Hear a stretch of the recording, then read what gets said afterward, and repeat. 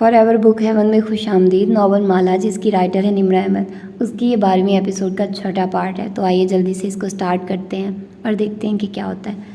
آپ کو کیسے معلوم ہوا کہ زیاد اور وہ ایک دوسرے کو جانتے ہیں؟ اس نے اتنے ماہ میری نوکری کی، کبھی خوشبودار موم بتی نہیں جلائی. وہ صوفے پہ بیٹھی، گھٹنوں کو سینے سے لگائے، سر جھکائے، انگلی سے صوفے پہ لکیریں بنا رہی تھی. میں اس کے آفس گئی تو دیکھا وہاں جگہ جگہ سینٹڈ کینڈلز رکھی ہیں. مجھے تب بھی خیال نہیں آیا کہ وہ ماہر کی ہوں گی. پھر زیاد کو کیسے معلوم ہوا کہ وہ خوشبودار موم بتیاں جلاتا ہے؟ اس نے جھرجری لی. کچھ تھا ان کے درمیان، کچھ ایسا جو راز تھا. تم نے مالا کو سچ کیوں نہیں بتایا؟ کیا اس لیے کہ تم نے زیاد سے ڈیل کی تھی؟ یاسمین پوچھ رہی تھی. ماہر دھیرے سے ہنس دیا اور لیٹے لیٹے گردن موڑ کے اسے دیکھا. یاسمین خانم، کیا تم واقعی سمجھتی ہو کہ میں ایسا انسان ہوں جو زیاد سلطان کے ساتھ کوئی ڈیل کر سکتا ہے؟ یاسمین کے لب او میں سکڑے. اس رات اور کیا ہوا تھا؟ تم نے مجھے ساری بات نہیں بتائی تھی. کاٹیج کے باہر سرد رات میں جھیل کنارے 2 ہیولے کھڑے تھے. کیا تمہیں یہ ڈیل منظور ہے؟ زیاد سلطان نے مصاحفے کے لیے ہاتھ بڑھایا. وہ چند لمحے اس کا بڑا ہاتھ دیکھتا رہا، پھر ہلکا سا مسکرا دیا. جو واحد ڈیل میں تمہارے ساتھ کروں گا زیاد سلطان، وہ یہ ہوگی کہ وہ چند قدم قریب آیا، یہاں تک کہ اس کی سرگوشی بھی زیاد کو سنائی دینے لگی، کہ تمہاری موت میرے ہاتھوں سے آئے گی. کہہ کے وہ پیچھے ہوا.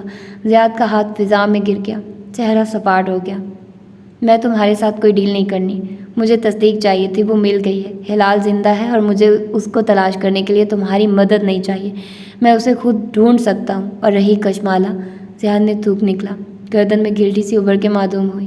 تو بے فکر رہو، میں اس کو کچھ نہیں بتاؤں گا، نہ بتانے والا تھا، کیونکہ مجھے تم دونوں کی اتنی سی بھی انگلی اور انگوٹھے کے درمیان خلا بنا کے دکھایا. پرواہ نہیں ہے، مجھے صرف ہلال کو ڈھونڈنا ہے. میں تمہاری زندگی میں مداخلت نہیں کروں گا. اس ڈیل میں ترمیم کر لو. زیاد بالآخر مسکرایا. تمہاری جان میرے ہاتھ ہو جائے گی. ماہر فرید کین سے ایک آخری گھونٹ بھرا، اسے جھیل کی طرف اچھالا اور پی کیپ درست کرتا وہ آگے بڑھ گیا. اوکے، تم نے اس کے ساتھ ڈیل نہیں کی، پھر تم نے مالا کو اس کے شوہر کی اصلیت کیوں نہیں بتائی؟ وہ زور دے کر پوچھ رہی تھی. کیا بتاتا؟ کوئی ثبوت نہیں تھا میرے پاس، اور وہ کبھی یقین نہیں کرتی. کوئی بھی ماہر فرید کا یقین نہیں کرتا. کیا یہ واحد وجہ ہے؟ ماہر نے آنکھیں بند کر لی. وہ دونوں چند لمحے آفس میں چھائی خاموشی سنتے رہے. میں غلط تھا جب میں نے کہا کہ میں چاہتا ہوں کہ وہ اس کو چھوڑ کے میرے پاس واپس آ جائے. میں غلط تھا یاسمین، میں ایسا نہیں چاہتا. میں نے اسے دیکھا تھا ڈنر پہ، اس کی آنکھیں اپنے شوہر کو دیکھ کے چمکتی تھی. یہ سحر نہیں ہے، کوئی سحر ایسا نہیں کر سکتا. وہ خوشی کی خواہش تھی، وہ اس کے ساتھ خوش رہنا چاہتی تھی. میں نے اس کی زندگی خراب نہیں کر سکتا. میں نے اسے نہیں روکا، جانے دیا. وہ اسی رات زیاد کے ساتھ واپس جدہ چلی گئی. تم نے اچھا کیا، تم نے کسی عورت کا گھر خراب نہیں کیا. نہیں، میں نے غلطی کی. اس نے آنکھیں کھولی اور سفید چھت کو دیکھا. یاسمین نے الجھ کے اسے دیکھا. تم پچھتا رہے ہو؟ ہاں، کیونکہ تب تک ایک دوسرا واقعہ پیش نہیں آیا تھا. کیسا واقعہ؟ استنبول سے واپس آنے کے بعد کیا ہوا؟ رامین اب قدرے بور ہو رہی تھی. وہ ان کاغذوں کی حقیقت جاننا چاہتی تھی، لیکن مالا اسی مضطرب انداز میں دائیں بائیں چکر کاٹ رہی تھی. میں ایئرپورٹ پہ تھی جب مجھے نورا کی ای میل موصول ہوئی. وہ ہینڈ کیری لیے آگے بڑھ رہی تھی جب موبائل تھر تھر آیا. اس نے اسکرین روشن کی. پہلے آنکھوں میں حیرت اور پھر مسکراہٹ دوڑ گئی. وہ پرجوش انداز میں ساتھ کھڑے بورڈنگ پاس چیک کرتے زیاد کو ای میل پڑھ کے سنانے لگی. اس نے صرف میں سر جھٹکا تھا، پھر تلخی سے کچھ کہا. مالا کے چہرے کی جوت بجھ گئی. دھیرے سے اس نے موبائل واپس رکھ دیا. نورا مجھے ایک چانس دینا چاہتی تھی. اس نے مجھے ایک ڈیزائن لے آؤٹ بھیجا اور کہا کہ میں اس پر کام کروں، بنا تنخواہ کے، صرف 15 دن کا کام. اگر اسے میرا کام اچھا لگا تو وہ مجھے ہائر کر لے گی. وہ خود بھی ایک بند گلی میں پھنس چکی تھی اور بہت فرسٹریٹڈ لگ رہی تھی. زیاد نے حسب معمول وہی کہا جو وہ ہمیشہ کہتا تھا، چھوٹا سا طنز جو بیوی کا سارا جوش بجھا دے. پھر اسی دن زیاد کی امی کی طبیعت خراب ہو گئی. وہ جلدی میں پاکستان چلا گیا. میں نے چلنے کے لیے کہا لیکن وہ مجھے ساتھ نہیں لے کر گیا. میں پیچھے اکیلی تھی. مس نورا کے پروجیکٹ پہ کام کرتی رہی. اس نے آفس کا دروازہ دھکیلا تو نورا اپنی سیٹ پہ بیٹھی دکھائی دی.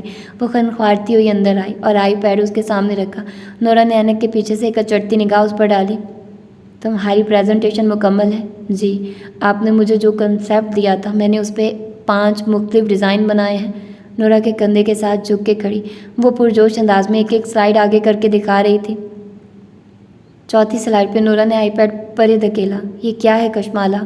وہ اکتا گئی تھی. جو ڈیزائن آپ نے کہا تھا اس پر. وہ ہکلائی. میں نے ایک ڈیزائن کہا تھا، ایک سادہ ڈیزائن. سادہ ترین جواب بہترین جواب ہوتا ہے کشمالہ. تم چیزوں کو پیچیدہ کیوں بنا دیتی ہو؟ نورا اسی تلخی سے کہہ رہی تھی۔ تم اور میں ایک ساتھ نہیں چل سکیں گی، تم خواہ کی باریکیوں میں پڑ جاتی ہو۔ اس نے ماتھے کو چھوا، پھر اس کا بجھتا ہوا چہرہ دیکھ کے آواز دھیمی کی۔ اگر مجھے کل تک ایک سادہ ڈیزائن دے سکتی ہو تو ٹھیک ہے، ورنہ… اس نے کندھے اچکا دیے۔ سادہ جواب؟ وہ جہاں تھی وہیں کھڑی رہ گئی۔ میں چیزوں کی تفصیل میں جا کے ان کو پیچیدہ بنا دیتی ہوں، اس نے خود سے دہرایا۔ سب سے سادہ جواب کیا تھا؟ اگر تمہیں برا لگا ہے تو نہیں۔ وہ تیزی سے باہر نکلی۔ استنبول کی سفید پھولوں والی گلی میں وہ کھڑی تھی، وہاں سامنے بیٹھی مسکرا رہی تھی۔ ان کے ہاتھوں میں سونے کے کنگن تھے۔ فلیش لائٹس ڈھونڈو مالا۔ فلیش لائٹس کا مطلب اندھیرے دور کرنا نہیں تھا، وہ کسی چیز کی علامت نہیں تھی۔ اس سوال کا جواب سب سے سادہ تھا، ماں کی فلیش لائٹس۔ وہ کوریڈور میں کھڑی تیزی سے فون پہ نمبر ملا رہی تھی۔ ہیلو باجی، سلیم کی حیرت بھری آواز سنائی دی۔ ماں کی فلیش لائٹس ہوتی تھی سلیم، یاد ہے؟ وہ بے ترتیب سانسوں کے درمیان پوچھ رہی تھی۔ وہ ایک ساتھ بہت سی فلیش لائٹس رکھا کرتی تھی تاکہ بجلی جائے تو کام آ سکے۔ جی، وہ اسٹور میں رکھی تھی۔ ان کو ڈھونڈو مالا باجی۔ وہ… سلیم گڑبڑایا۔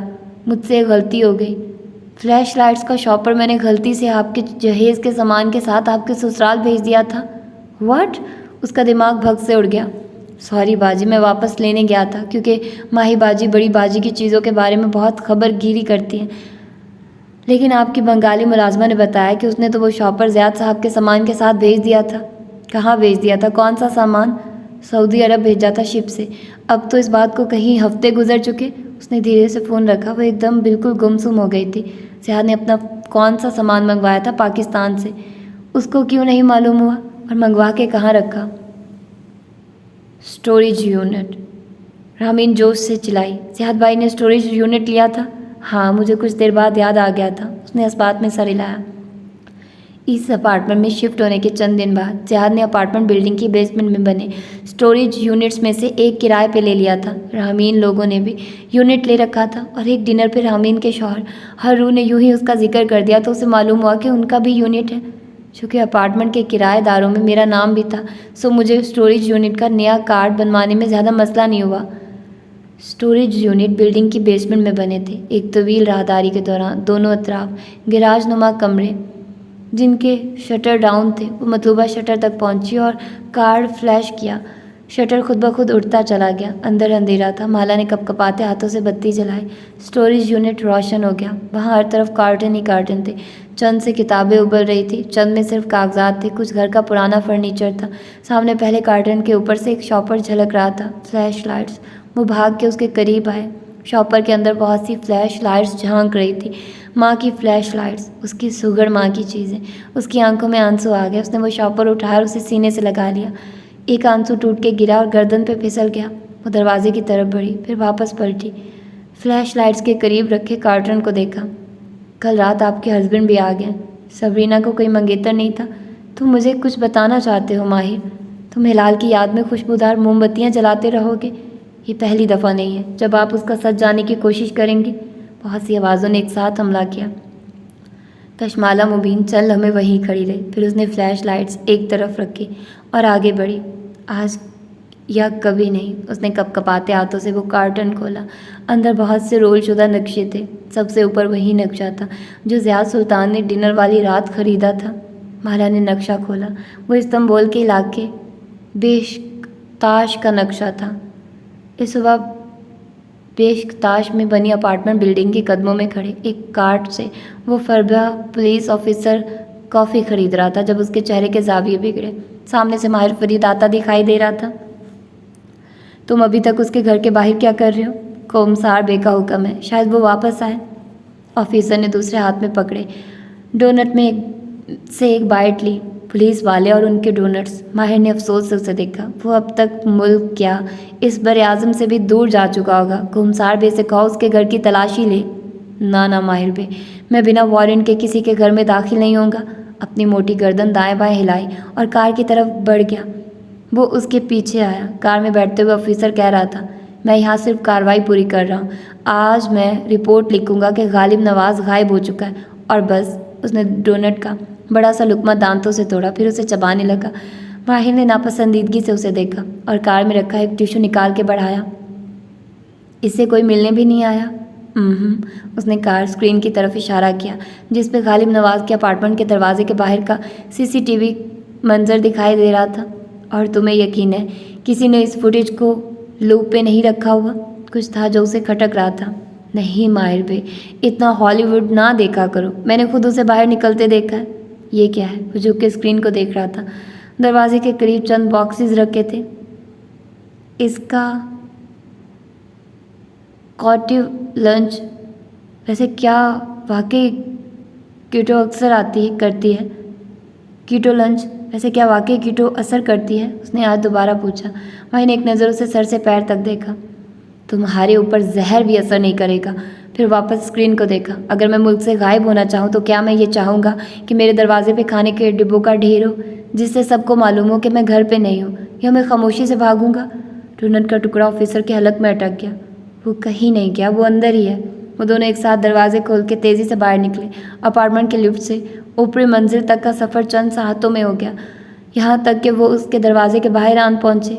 وہاں لنچ باکسز ویسے ہی رکھے تھے۔ ماہر نے بے چینی سے گھنٹی پہ ہاتھ رکھا، اس کا سانس پھولا ہوا تھا۔ جواب نہ تارد۔ اس نے دروازہ دھڑدھڑایا۔ خاموشی۔ دروازہ توڑو، اس نے آفیسر کو حکم دیا۔ میں؟ ہاں، کیونکہ میری ٹانگ خراب ہے، وہ چلایا۔ اور پولیس آفیسر تم ہو؟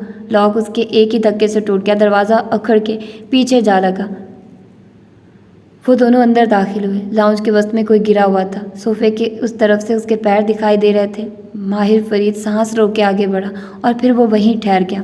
اس نے توقع کی تھی کہ اس کی نگاہ ترتیب سے سفر کرے، قدموں سے نگاہ اوپر، ٹانگوں، پھر سینے اور کندھوں تک جائے گی، اور اس کے بعد وہ اس کا سر دیکھے گا، لیکن سر وہاں نہیں تھا۔ لاش کا سر کٹا ہوا تھا اور جسم پہ مار پیٹ کے نشانات تھے۔ وہ پلک نہیں جھپک سکا، پھر گردن موڑی۔ کچن کاؤنٹر پہ غالب نواز کا سر رکھا تھا، آنکھیں اد کھلی تھی اور چہرے پہ نیل اور کٹ لگے تھے، ہکا بکا سا۔ آفیسر اونچی آواز میں چلاتا فون پہ بیک اپ کال کر رہا تھا۔ وہ ابھی تک شل کھڑا تھا۔ ابھی تم میرے کام کرنے کے طریقے سے واقف نہیں ہو ماہر بے۔ اسٹاپ۔ یاسمین نے ہاتھ اٹھا کے اسے روکا۔ میں نہیں سن سکتی۔ اس لاش کا سر نہیں تھا۔ چل ہمیں شاک سی خاموشی میں گزر گئے۔ میں اس منظر کو اندیکھا نہیں کر سکتا۔ وہ چھت کو دیکھ رہا تھا، اس کی آنکھوں میں زمانے بھر کی ویرانی تھی۔ یاسمین نے جھرجھری سی لی۔ یہ کس نے کیا ہوگا؟ اس شخص نے جس کے ساتھ میں نے مالا کو واپس جانے دیا، اس شخص نے جس کی اصلیت میں نے اس لڑکی کو نہیں بتائی، جو اس کے سب سے قریب ہے، جو سب سے زیادہ خطرے میں ہے۔ یاسمین نے نوٹ بک ایک طرف رکھ دی اور دونوں ہاتھوں سے کن پٹی پکڑ لی۔ تم سے بہت بڑی غلطی ہوئی ہے ماہر، تمہیں اس کو بتا دینا چاہیے تھا۔ مجھے اس کو بتا دینا چاہیے تھا۔ اس نے آنکھیں بند کر لی۔ جیب میں رکھا فون تھر تھرانے لگا۔ یہ مخصوص رنگ ٹون چنگیز کی تھی۔ اس نے فون نہیں اٹھایا۔ اس وقت وہ اس بارے میں کچھ نہیں سننا چاہتا تھا۔ تم اب بھی اس کو کال کر سکتے ہو۔ یاسمین کی آواز کسی کنویں سے آتی سنائی دے رہی تھی۔ کشمالہ نے دوسرا نقشہ اٹھایا۔ اس پہ چند ہفتے قبل کی تاریخ تھی۔ تیسرا نقشہ 2 ماہ پہلے کی کارٹن کے آخری نقشے پہ 5 سال پہلے کی تاریخ درج تھی۔ رامین طاہر سے اپنے سامنے پہلے کاغذ دیکھ رہی تھی۔ سیاد بھائی نقشے کیوں اکٹھے کرتے ہیں؟ میں پوری رات یہی سوچتی رہی۔ پھر مجھے یاد آیا ایک دفعہ کیف نے مجھے کہا تھا کہ نمبرز جھوٹ نہیں بولتے۔ نمبرز؟ تاریخیں؟ وہ ایک ایک کر کے کاغذ اس کو دکھانے لگی۔ ہر نقشے پہ ایک تاریخ ہے۔ میں نے ان تاریخوں کو سرچ کرنا شروع کیا۔ لاؤنج اندھیر تھا اور وہ لیپ ٹاپ گود میں رکھے بیٹھی تھی۔ ارد گرد کاغذ بکھرے ہوئے تھے اور وہ ایک ایک سے تاریخ پڑھتی کچھ ٹائپ کر رہی تھی۔ چہرے پہ بار بار مایوسی پھیلتی۔ شروع میں کچھ بھی نہیں ملا، ان تاریخوں میں کچھ بھی مشترک چیز نہیں ہوئی تھی۔ پھر وہ بیٹھے بیٹھے سو گئی تھی۔ جب فون بجا، مالا چونک کے سیدھی ہوئی۔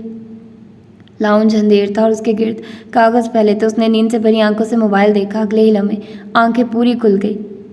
میں نے بیش تاش کے علاقے کی تمام نیوز کو گوگل الرٹ پہ لگا رکھا تھا۔ صبح مجھے ایک ایسی نیوز ملی جو میں بتا نہیں سکتی، صرف دکھا سکتی ہوں۔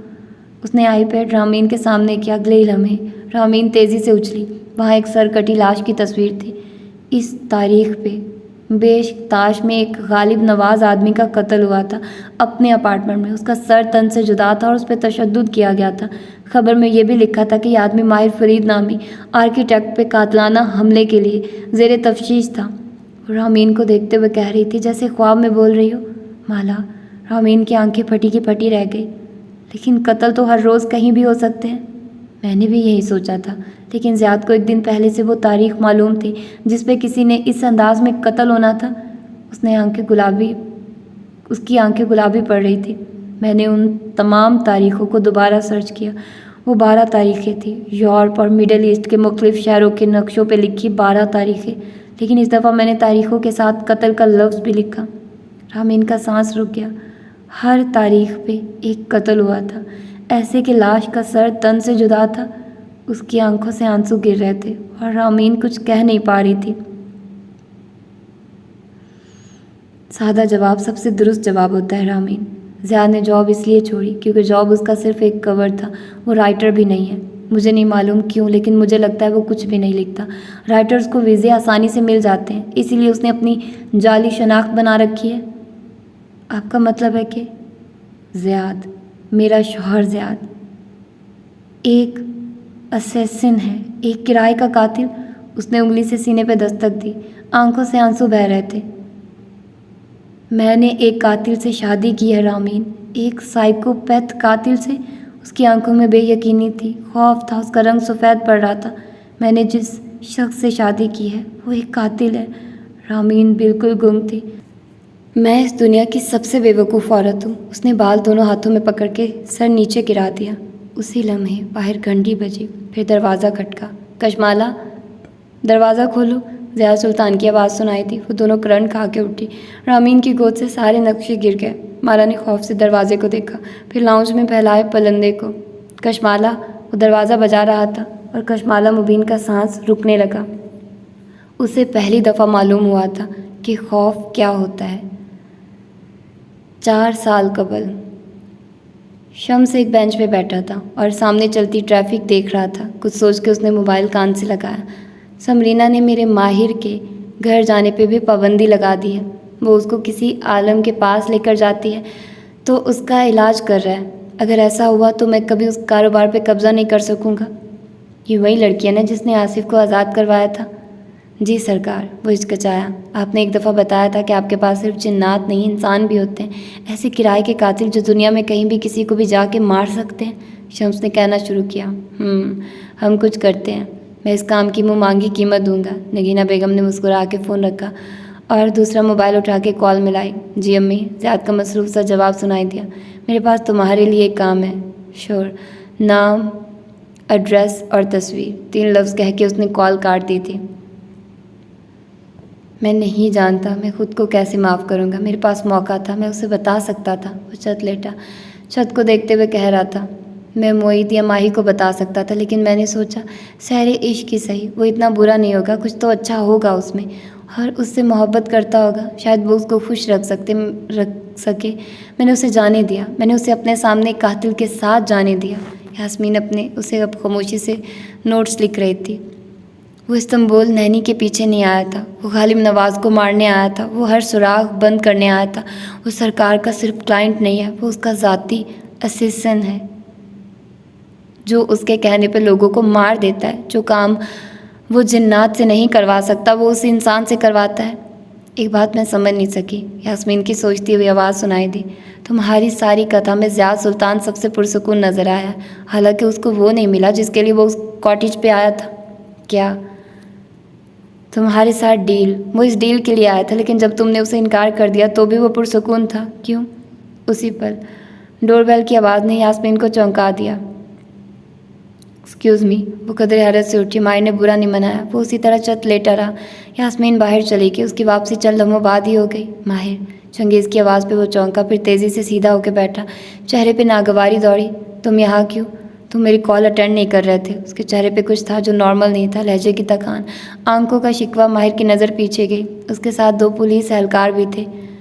ضیاء سلطان کا غالب نواز کے اپارٹمنٹ میں جانے کا کوئی ٹریس نہیں ملا، البتہ چنگیز ملامت بھری نظروں سے اسے دیکھ رہا تھا۔ ماہر بے اختیار کھڑا ہوا۔ تم ابھی میرے کام کرنے کے طریقے سے واقف نہیں ہو۔ البتہ اس کے اپارٹمنٹ میں کچھ چیزیں ملی ہیں جن پہ تمہارے فنگر پرنٹس ہیں۔ ماہر، چنگیز پڑھ کے سنا رہا تھا۔ ایک سوڈا کا کین، کاٹیج میں زیاد نے دستانے والے ہاتھ سے سوڈا کا کین اس کی طرف اچھالا۔ اس نے تھام کے ساتھ رکھ دیا۔ ایک لائٹر، مجھے اور تمہیں چند باتیں کرنی ہیں ضیاء سلطان، وہ کہتے ہوئے موم بتی جلا رہا تھا۔ پھر اس نے لائٹر ایک طرف ڈال دیا۔ ایک سٹیک کاٹنے والی چھری جس پہ مقتول کا خون ہے۔ ہمیں اس ریسٹورانٹ کی سٹیکس ٹرائی کرنی چاہیے۔ میں آرڈر کرتا ہوں، اور ایک نیپکن جس پہ تمہارا DNA ہے۔ وہ ڈنر کے بعد نیپکن سے لب تھپ تھپا کے اٹھا اور موہت اور شفق کو الوداع کہنے لگا۔ اس کے علاوہ CCTV فوٹیج کے مطابق تم غالب نواز کے اپارٹمنٹ گئے تھے اور دروازے میں اپنا بوٹ اڑا کے تم نے زبردستی اس سے بات کرنے کی کوشش کی تھی۔ واٹ؟ یاسمین نے بے یقینی سے چنگیز کو دیکھا۔ وہ جہاں تھا وہیں کھڑا رہ گیا۔ تم ابھی میرے کام کرنے کے طریقے سے واقف نہیں ہو ماہر علی فرید۔ تمہیں ہمارے ساتھ تھانے چلنا ہوگا۔ تمہارے پاس خاموش رہنے کا حق ہے۔ وہ افسوس سے کن پٹی مسلتا آفیسرز کو اشارہ کر رہا تھا۔ وہ آگے بڑھے، ایک کے ہاتھ میں ہتھکڑی تھی۔ جو کچھ بھی تم اس وقت کہو گے وہ تمہارے خلاف قانون کی عدالت میں پیش کیا جا سکتا ہے۔ ایک آفیسر اس کے حقوق پڑھ کے سنا رہا تھا، دوسرے نے اسے ہاتھ پیچھے باندھنے کا اشارہ کیا۔ تم ابھی میرے کام کرنے کے طریقے سے واقف نہیں ہو ماہر بے۔ او گاڈ، کتنا فضول انسان نکلا یہ۔